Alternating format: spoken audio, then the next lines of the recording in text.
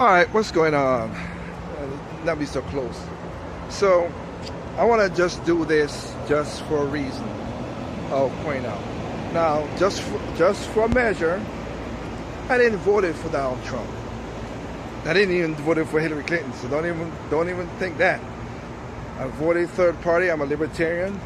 So I still believe in a third party. But we didn't have a great candidate. I accept that. I got a problem with that. But I'll say this. I am more of a performance-based person. So that's just the way it is. So even though he's a blowhard, even though he's narcissistic, even though he's a childish baby many times, and I disagree with some of the stuff that he says in his tweets because it's just stupid and like a little whiny brat. But you know what? When performance is performance, I can't help it. And when fake news, and legitimately I'm saying it's not because they keep proving him wrong, but when fake news backs up what he says, you know what? He kept his promises. But the best not only to show you, nah, I just can't tell you. I gotta literally show you. So these two videos right here will show you. And this is Take from Project Open Mic. I think that because he has spent his life as a businessman, he'd be better prepared to handle the economy. Well, it turns out he's dangerous there too. Just like he shouldn't have his finger on the button, he shouldn't have his hands on our economy. Well, right now we spend for entitlements about $2.5 trillion a year. So he could wipe out all the entitlements and get there. But as you pointed out, he's promised not to touch Social Security or Medicare. There isn't enough defense and non-defense annual spending to cover that, so he can't go there. So he would have to raise taxes, but he's already promised to cut taxes. The bottom line is it just doesn't add up, and it's not going to happen. Let's imagine a Trump victory, a Trump presidency. What do you worry about economy-wise? What do you think would be significant impacts of that?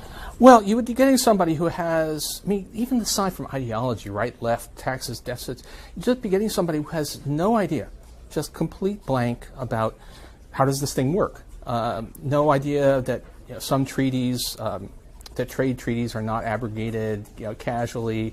No idea. I mean, this is a guy on national security who asks, why we have these nukes, why don't we use them? So what do you think he's going to do on economic policy? It's just going to be wildly erratic. It's just no reason to believe that we would have any kind of rational policy. The kind of plan that Donald has put forth would be trickle-down economics all over again. In fact, it would be the most extreme version, the biggest tax cuts for the top percent of the people in this country than we've ever had. I call it trumped up trickle down, because that's exactly what it would be. That is not how we grow the economy. We just have a different view about what's best for growing the economy, how we make investments that will actually produce jobs and rising income. Some positive news, economically speaking, today. The president fulfilling major economic promise. The second quarter economic growth rate is out, and the U.S. economy is booming. The number hitting 4.1%, growing at the fastest pace we have seen in nearly 4 years. We're on track to hit the highest annual average growth rate in over 13 years. And I will say this right now, and I'll say it strongly. As the trade deals come in one by one, we're going to go a lot higher than these numbers, and these are great numbers. Once again, we are the economic envy of the entire world. When I meet the leaders of countries, the first thing they say invariably is, Mr. President, so nice to meet you. Congratulations on your economy. You're leading the entire world. They say it almost each and every time. You asked me about the big picture. Yeah. So you really want the big picture? Yeah. This has been a good week for Trump. How? I mean, look, we get out of CNN land for just a second. We get out of CNN land for just a second. Give it to us. And 4% growth in the United States. The Europeans back down on trade. He now looks like a winner on that front. The North Koreans, more progress with remains coming. And stuff about Michael Cohen. I mean, is he credible? He was Trump's lawyer. If you are a Trump supporter, this is just blah, blah, blah.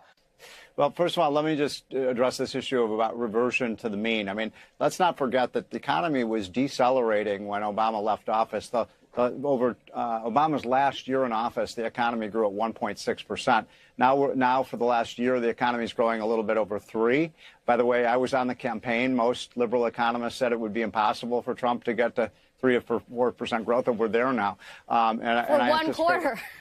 What? For one quarter, we're at 4% I'm talking about for the last four quarters, the economy is growing at a little bit over 3%. Very much. Steve Leisman is here with more reaction to the report. And Steve, rapid response for CNBC, 4.1%. Rapid update. Exactly right. Yes, right on the median forecast. Wisdom of crowds. We take the tracking forecast, and it was spot on. It's been running better than the Atlanta Fed, which is my only metric because everybody else talks about the Atlanta Fed for reasons not clear to me. But none of that is neither here nor there relative to the importance of this number. It is a strong number. There's no denying that any way you bake it. The keys here, I think, are looking for what is fiscal policy and tax cuts and what is sort of one-off items. Let me go through a few of these here. Consumer spending, 4%, as Rick said, better than expected. A lot of the numbers that we're looking for north of 4%, we're looking for 3% consumer spending growth. That's something of a bounce back from the first quarter, so I think you can say we're at a higher level, perhaps propelled by the tax cut, because there's a little bit bigger checks out there. You have more people working. Wages are up a bit, not doing too badly. That's a good number right now. One of the leading firms that analyzes the top threats to the global economy, called the Economist Intelligence Unit, comes out with a new list of threats every month. It includes things like terrorism and the disintegration of Europe. And this month, number 3 on the list is Donald Trump becoming president of the United States.